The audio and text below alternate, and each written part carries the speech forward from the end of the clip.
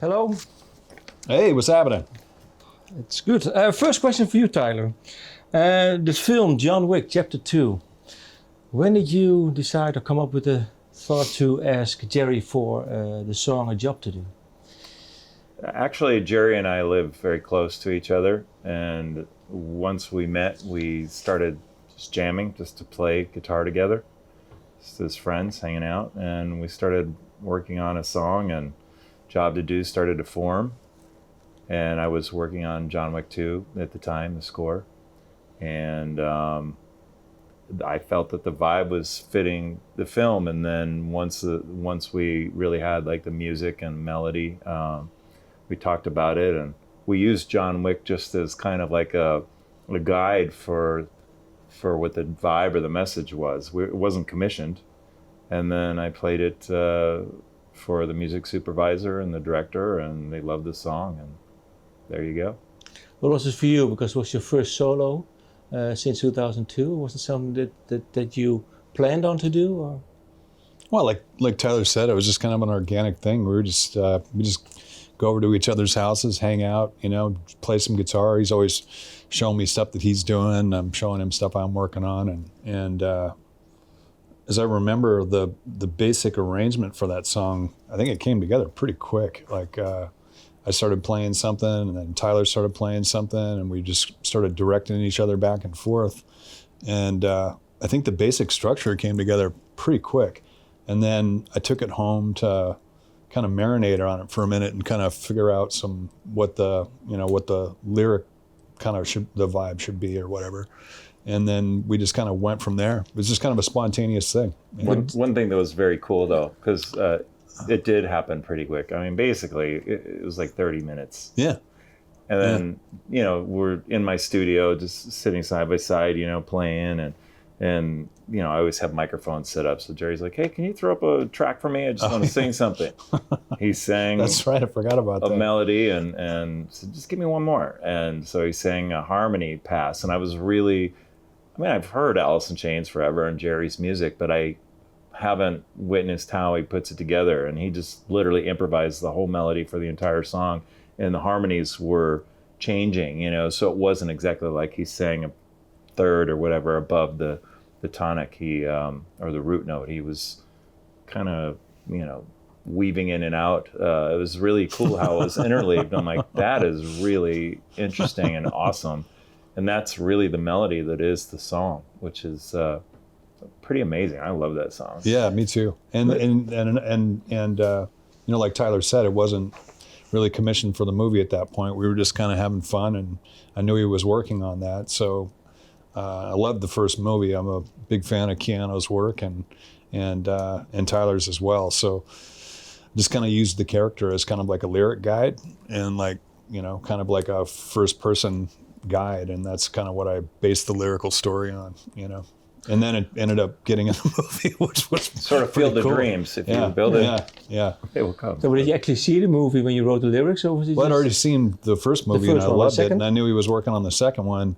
And like you said, we didn't have any. It wasn't like, hey, we need to write hey, we got an opportunity for you to write a song to go in a movie. We were just working on something. We used it as a guide. We put it together, and then he played it for the producers and all that, and they were like, that's cool. Okay. So the lyric was already written prior to seeing the movie. Yeah. Yeah, but I'd seen the first movie. The character is the character. Mm-hmm. Yeah.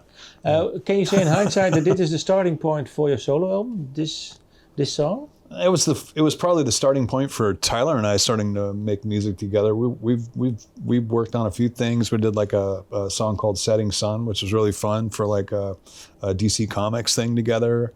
We just goofing around on stuff. I'd show him riffs, and that I'd been kind of hanging messing around with and wanted to maybe turn into tunes and. I think one day we went to Greenblatt's to get a sandwich or something like, and just down the hill from where we live or whatever, and we were sitting in the parking lot, and we had a pretty profound discussion about maybe making a record together, and it just kind of started from there. I think that was where it really started. But we'd already worked on a couple of tunes. Gil was on that first song with us as well. Gil Sharon on A Job to Do. So it was the three of us on that song. And when you discussed to do an album together, what was your idea as a producer? Well, just in hanging out, playing guitar and whatnot, over time there were certain ideas that were probably a bit outside the spectrum of, say, Alice in Chains, but really great ideas. And I thought, well, we can just make a record. Why don't you make a record just of whatever it is that you're feeling? We'll just do it, because I make records all the time. And it started as a conversation like that. And it was an idea. It was an idea. If you like the idea, maybe it becomes a conversation. That's a very inside joke. You could have been Ace, bro. But no, I mean, everything was just organic, honestly. I mean, why would the universe put us, why would the universe lead Jerry to move into the house across the street from me? I don't know. But when we started playing together for fun, watch football games and play guitar together and stuff, we have this, sort of median of our playing that meshes very well, especially like picking patterns and things that come naturally to both of us. So Tyler's got a dark, cinematic vibe to the way he writes too, and I think I share that with him as well. So we mesh together pretty well. It's very simple, but the record was really about a personal statement from Jerry, like who are you right now? Like without consideration for anyone, like who are you today? That's the question I posed to him, and it began as like a rumination on that idea. Sure. And then once, we got a little wind in the sails, it just happened. And all the songs, I think, have a really important relationship with one another. If you really listen to that record top to bottom, it is a record almost like like the Cars' first record. Every song complements the next song, and it's a collection of songs that is a complete body of work. And I think it's a perfect record, and this record to me turned out that way. It's exactly, I think, what Jerry had to say lyrically and musically. It's a space that he wanted to be in for a while, and I enjoyed working on it with him, as well as Paul Figueroa, Joe Barresi, and then many musicians who contributed their time and their talent to helping flesh out the songs, develop them, because we recorded them a couple of times, just in demo form. And it's kind of, the idea was that the record would not be tracks that were just done the way a lot of rock records are done, where you're just laying basics and so on. The music kind of, it was already cultured, because we'd been through the various arrangements and that we experimented with. But it went through a few extra filtering processes too, because of the extended time, I think, and that was really, really important to the record too. There's some real depth to it, with all of the players and all of the permutations, the extra time that was needed to take because of COVID, all of that stuff. It's really benefited the record in a weird way. Yeah, sure did. What was your mindset after the last Alice in Chains album? What did you want to do music-wise? Well, I mean, those conversations which we've been discussing, those all started taking place right at the end of Alice's touring cycle for Rainier Fog. And generally, over the last 3 records or so, our cycle is about three years. It takes about a year to write and record, and then you go out and tour for a couple of years, and then we're not young guys anymore, so it's like we don't need to bang it out. We make music when we want to make music, and it's really it's great to be able to work that way instead of like having to make music. I don't know what that's like, and I'm really feel fortunate that I've never been in that situation with my band or outside the band. It's just when you feel motivated to take that journey, because like I say, it's a cycle. We're in the middle of that, and we're already into our second year on this cycle, right? Even though we just started touring because of the way that things turned out. I'm sorry, what was the question? The thing is, again? what was your mindset? Because I think it's more of an Oh yeah, uplifting record. right. Yeah. Well, I mean, we started having those conversations as we were winding down the tour, and I knew we were going to have some time off. So I figured, okay, let's. I've got some time here, and I'm feeling motivated to do this. Tyler wants to take the ride with me, and I trust him. Implicitly, we have a really cool partnership and friendship, and we know a lot of really talented people, and organically we just had, we had Gil in the mix from A Job to Do, and Gil's like, hey man, we should bring Greg in. So we brings Greg, and Tyler introduced me to Michael Rozon, and Paul Figueroa, our other producer on this record, he brought in like Vincent Jones, and Joe Barresi brought in Abe Laborio Jr. I called up Duff. It was just kind of just kind of snowballed, kind of. Yeah. What did you want to tell lyric-wise? Because it's more of an uplifting album, I think. Yeah, I mean it's got some elements of that, and of course I think that song is really important, Brighten, and I think Tyler felt that way too. And early on, which is really rare for me, it's usually the very last thing I know is what I want to call a record. But that was almost like the first thing I knew once we demoed that, like, okay, that's the song, that's the anchor song. And it kind of fit the mood of some of the songs. But I think it's a disservice just to say it's a lighter, happier record or something like that. It's not. It's a journey. It's just a different scene, You're trying not to repeat yourself. I've never made this record before, and that's cool. And it is different. And I didn't set out with like a manifesto. I never do. I never, like, if I've got to make this kind of record or this is what I want to say. Those conversations happen privately, maybe between Tyler and I, but I don't think of it in the literal sort of sense. I just kind of, some ideas get put there, a conversation happens, you just follow the feeling, and it turns into what the fuck that record turned into. And it's just as much a surprise to me as it is probably to you or anybody else. The cool thing is when you listen to that thing, it's like, that's a fucking great record, man. I could not have made a better record, To your point, one night Jerry, he texted me, he's like, hey, you around? I'm like, yeah. He says, I want to come over and show you something. So he had written the lyrics to Brighten.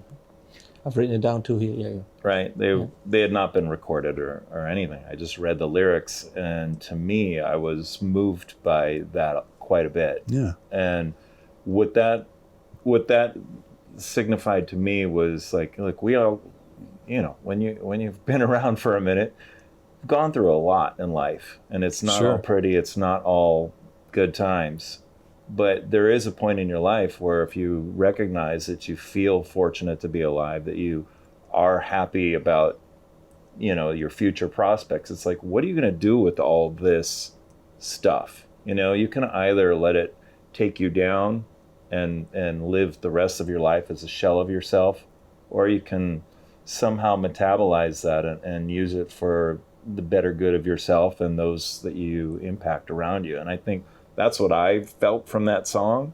And it seemed like the songs had a complementary essence to each of them lyrically, and I don't believe that Jerry was writing a concept record. It just seemed to sort of come out of them. So, but they are naturally kind of related, But in that song, in general, I mean, the title is Brighten, and maybe there is a little bit of a yearning or a seeking of light. But the opening lyrics are, solemn drifter, you have your days, and all these wonders never took your pain away. Magnifiers turn your sunshine to hell. Time you leave this place, oh so well. Brighten. It's not a happy lyric. No, but I think, but it ends. No. That's true. That's fucking heavy, dude. That's true. But it turns. It turns. It does turn. That turn is in. I think you can find that turn in pretty much all of my music, even the stuff that really maybe you concentrate more on the doomy, heavy, dark stuff. It's not all black. There's always rays of sunshine through the whole thing. It's just different scenes, Tyler said something to me that, or not to me, but to somebody else when we were in an interview the other day, and I never really quite thought about that. But you know, it's like thinking about an author. An author may have a style, but he can't write the same book over and over and over again. And this is a different book, you know. But hopefully the style is still there, you know. Yeah. I especially like the sure, line, magnifies turn your sunshine to hell. I think what is it something that flows naturally when you write, or is it something that you have to think about? Oh man, it's fucking writing lyrics is a pain in the ass, man. Like it is not easy. It's the hardest thing. It's the hardest thing because you can really fuck up a good tune by writing a dumbass lyric, man. You know, and so I put a lot of pressure on myself when I'm writing, and that usually takes a long time. You know, sometimes it'll come in spurts, and I have to work at it very hard. You know, music is way easier. Music's way easier. Melody, no problem. I can do that all day long. Like you said, when we demoed that song, I heard a melody. And that pretty much was the melody of the song. It just took me a while to figure out what I want to say, and that's where you got to take time to. For me, the music pretty much 98% of the time, maybe even 99 point something. It's always the music first, and then the music is you have to listen to that music. What is that music kind of trying to say? Where are you in life? What experiences are lining up with what's happening at that particular time, and it just gets indelibly recorded when it makes sense and when it fits. And if it doesn't, then I keep working at it, or I'll put it on a shelf until later I can kind of come back to it. A Tone is a song like that. It was a great idea, but I just wasn't the right time to work on it. We finally it finally found its place and its time on this record. You know, it never existed like that before. And it's in its perfect form. But it took fucking years to do that, you know. And there are songs on every record you've ever heard that I put out that I've maybe been sitting on for a while. You know, I know when something's good, and I also know when not to try to force something. You know what I mean? So. What was the mindset, or what were you thinking about when you wrote Brighten? Some specific thing, a moment, or? Yeah, well, I mean, you know, generally it's hard for me to really kind of talk about it in a literal sense of like, well, this song meant this to me, and this is what I'm trying to say.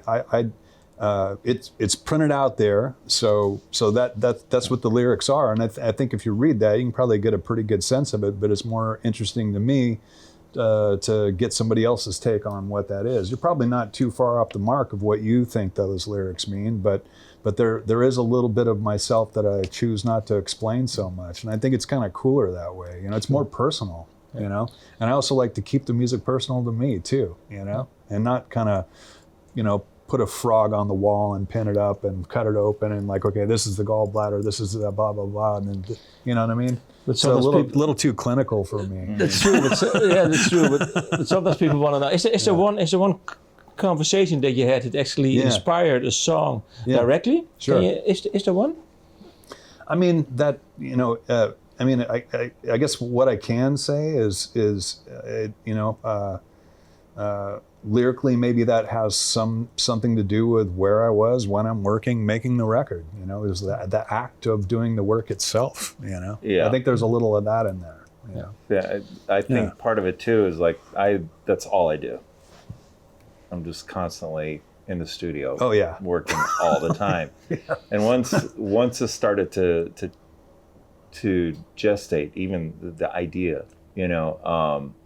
It becomes kind of a fever dream of development. And so anytime Jerry felt like he needed to just share a lyric or a riff or something, I don't even need to say anything. It's just, as an artist, anytime your work is played or presented or listened to in front of anybody, you start to understand what you need to say a little bit more clearly.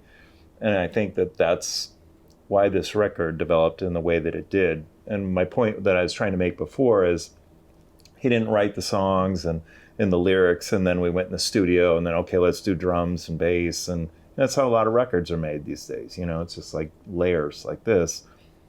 It all came together as a body of work. And some of it was like if Jerry had a riff recorded or something, we might be sitting in his truck, just cranking it in his truck, just rocking out to it. Does this feel like part of the story? And that's kind of how it developed. And thankfully we have like great friends who are incredibly talented who were willing to step in the studio with us and just jam and play. I didn't play on the record. That's not true. You dropped some chains in a bucket. I did. I think you played a guitar riff too that I couldn't. I was having a hard time with. Yeah, I'm like, here, you play something.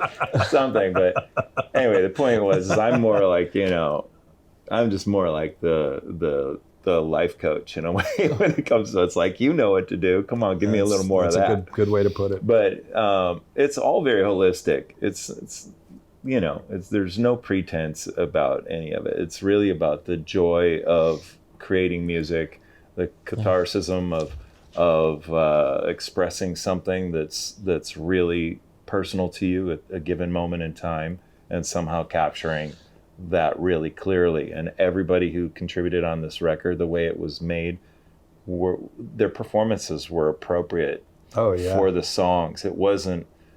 We didn't talk so much about music as much as storytelling and feeling, like vibe. And that's why I think the record came together so well. It's so cohesive, regardless of how many musicians are playing on it. Yeah, it still sounds like a band. It's fucking trippy. Yeah, it's true, because there are two drummers, right? Yeah. Why specifically the Paul McCartney drummer? I mean, his name is Abe. Yeah. Why specifically him? What made you decide to? This song maybe needs him on. That was Joe Barisi's call, actually. Gil Sharon tracked the whole thing, and actually so did James Lomenzo.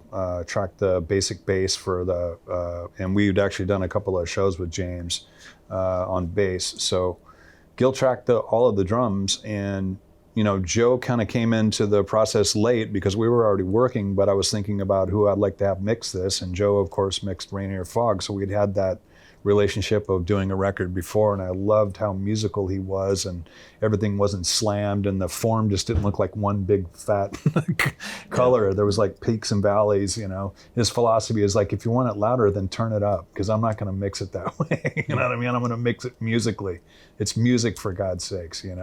He'd probably use a different colorful phrase, but he's like, you know what, man, you've got so many cool elements to this. Pedal steel, you've got piano, you've got like 8 or 9 people on this thing already. This really feels like a kind of the approach of like a 70s record, and you'd have like all sorts of people from different bands playing this. He's like, I'm hearing a couple of these songs that I feel like I want to feel another drummer on it, and I think it would add some really, really amazing depth. And the guy I keep hearing is Abe Laboriel Jr. And he's like, would you mind if I gave him a call and just sent him a couple of tracks? I'm like, yeah, sure, why not?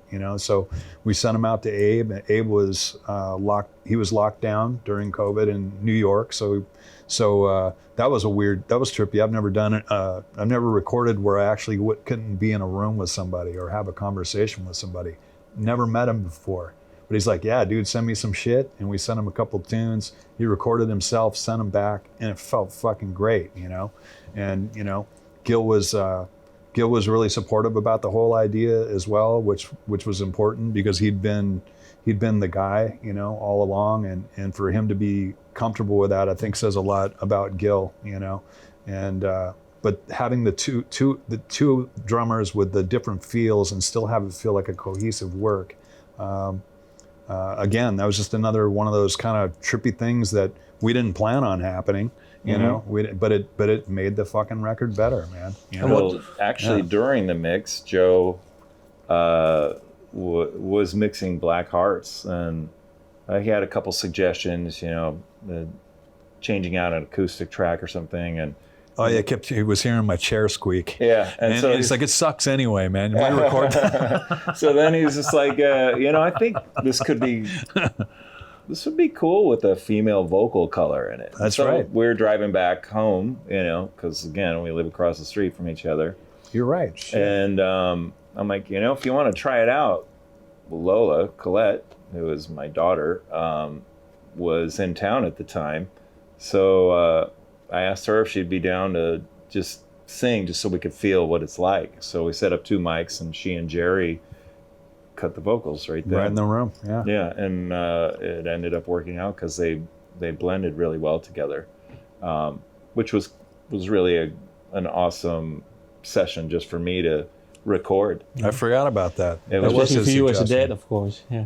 Yeah. Yeah, well, she's pretty formidable on her own. She right. is. She opened up for us in the States, and now she's playing with us tonight. She's great. Yeah, she's helping us out. It's cool. But I think harmonies are always a big Always. I was thinking, but Yeah. what did Greg bring? Harmony. Oh my God! I mean, the guy's he's got everything. The cool thing about Greg is he's not just one thing. Like me, he's mostly known for being in one band. So and that is a overpowering, overwhelming thing, but it's still got touch and emotion to it. And he can totally tear your face off at any moment, but he chooses not to all the time, and that's really intriguing to me. Any vocalist who's able to have more than one voice can get into character and be something else, and I like how multifaceted he is that way. Mostly it's just, again, I know it's ad nauseum, but it was just an organic thing. We were going to do a show, and I was trying to think, most of my stuff is written for two voices or more to sing, and we needed to find someone to join the team to be able to execute the material to the fullest that it could be. And Tyler had a friend that we sat down with, and he was cool. He was really talented, but it didn't quite have the right edge, for the top voice. And Gil's like, "Fuck, man, let's call Greg." I mean, so he calls Greg. Greg comes down like the next day, comes into my living room. We just jam a couple songs on acoustic and sing together, and it just felt right immediately. And I'm like, "Man, if you want to do the gig, it sounds good to me." And he's like, "Yeah, cool." And that was it. This wasn't for the record. This was that was just to do a couple of shows. So I called Greg, and he came over, and I'm like, "Yeah, let's walk over to Jerry's house." And we walk in, and Jerry's like almost within 10 seconds, he picks up a guitar, and I think I played with you. Like we did Down in a Hole or something. Yeah. And Greg just starts singing along, and maybe we played that song once or something, and then you're like, "Hey, man, it would be great if you wanted to do this with us." And Greg's like, "What is this, an audition?" I didn't realize. But we did these two little shows in LA, and before the record. And then he's like, "Let's do that again. I didn't do that really good." But before there was talk of a solo record for real, Greg and Jerry became great friends. We did. Just very naturally. And Greg has a fire about him that definitely inspires people around him. There's a feral quality about him that definitely brings out a lot in me, just playing with these guys. And we have a hell of a lot of fun. But the chemistry of what we ended up as a live band is really quite remarkable, because nobody is like a jobber, you know what I mean? Yeah. Michael Rose, our pedal steel player, is a great producer. Gil and I do sessions every week on TV, movies, records. We've toured together, done all kinds of stuff, but we're very close friends. Everyone in the band has like their own life in music, so it's not like just picking people up who will go out on tour and, before they do the next rock cruise or whatever, so. Were you into Alice in Chains in the early 90s? Yeah, sure. Yeah. George, our bass player, he and I have been friends forever, and he reminded me of this party where we were at, and it was right when Wood came out, and we were hammered, just screaming at the top of our lungs the lyrics to Wood because it was on the stereo. It was awesome. I mean, I have had like my own, intense career trajectory, so it's not like over the years I've had like this ongoing playlist of anyone. I mean, I do have my favorite bands, but Alice in Chains was always my favorite band coming out of Seattle, with all due respect to all of them. But as soon as I heard Man in the Box, I remember I was in Minneapolis just about to walk in to play a gig, and I heard that song, and I thought, that is the end of everything you're doing right now. But I loved it. I was just like, damn, that's great. I knew that was, for me, like the beginning of a paradigm shift in rock music. But it still was really like guitar centric in a good way, because there's so much unhealthy guitar stuff happening in the 80s, and I contributed to that as well.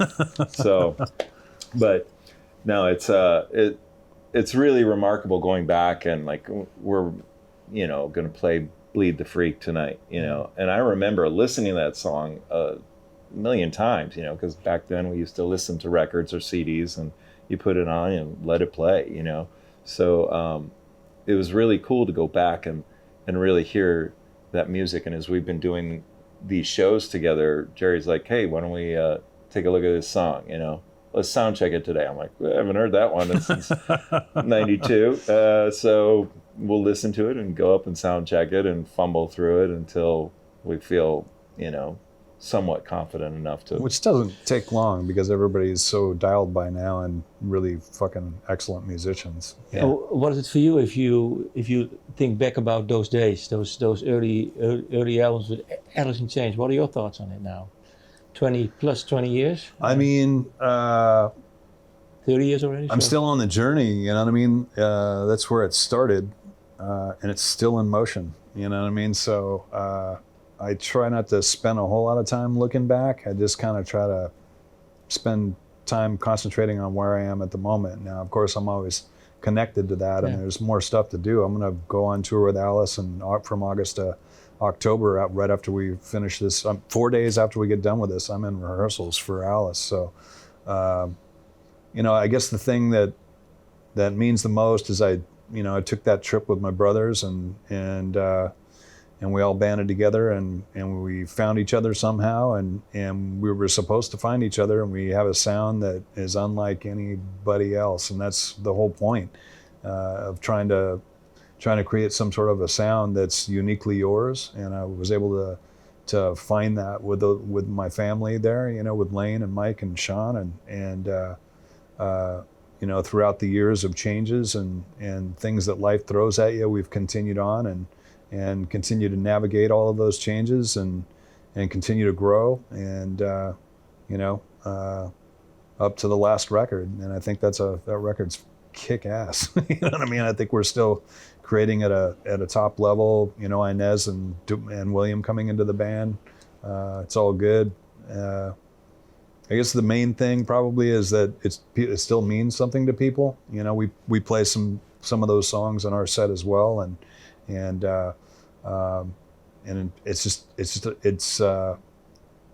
it's always exciting and trippy, man, to see people react when you start play those songs. They're not just yours anymore. They're everybody's, and I don't mean that in just some generic way. It's like they have just as much ownership in it as I do. So it's pretty cool, to share those moments. Last question: is it what was for you the song or maybe the session that you actually felt now we have our sound in this first incarnation of the band? Probably some songs we never released, pre-facelift. There was a few there that that probably we kind of turned the corner from. Like Tyler said, we're of that same generation of the '80s, so there's a lot of those bands, that I really dug, but maybe we're not quite where we ended up, but that's the point. You get inspired by other people and emulate other people, and then at some point you start doing your own thing, and then one day you look at each other and like, fuck, man, what the fuck? This is pretty cool. You know what I mean? And all of a sudden you've got a sound, and so you just keep going.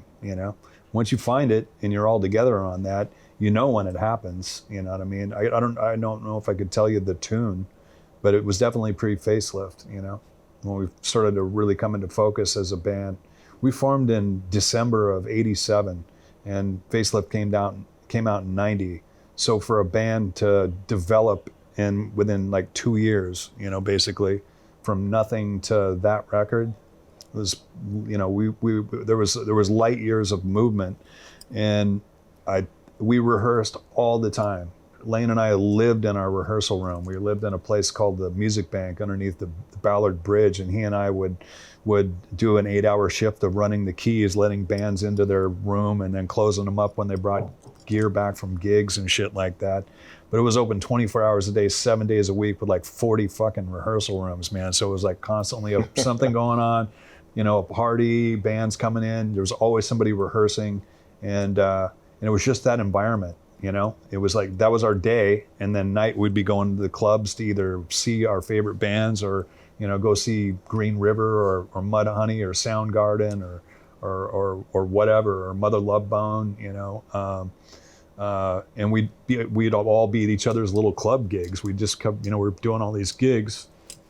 It all happened pretty quick if you really think about it, you know. And then it just kind of continued from there. It just kind of exploded, you know. What was it for you to be part of it? It feels great, you know. Yeah. I'm not ashamed of it. No, but I mean, it could be that maybe sometimes... you know, anytime you feel like, you know, I think life's pretty fucking confusing and overwhelming, just in general for everybody, Yeah. and that's me included. And like one of the things that's always made sense, no matter what the fuck is going on chaotically in the world, inside you or in your family or surroundings, is music. You know, it's always been there for me, and so it's always been a refuge. It's always been a place to communicate that shit, you know, or maybe process it. Maybe that's a better word, process it, you know, and distill it into something that's alive, you know, and maybe has all of those emotions in it. And I think that's part of the reason that we sound the way that we do, is just the 4 points of the distillery that all these ideas and emotions have to drip through to get into being whatever Alice in Chains is, you know. Yeah. Thank you for your time, both of you. Cool. Thank you. Yeah. That was good, dude. Good interview. Thank you. Yeah.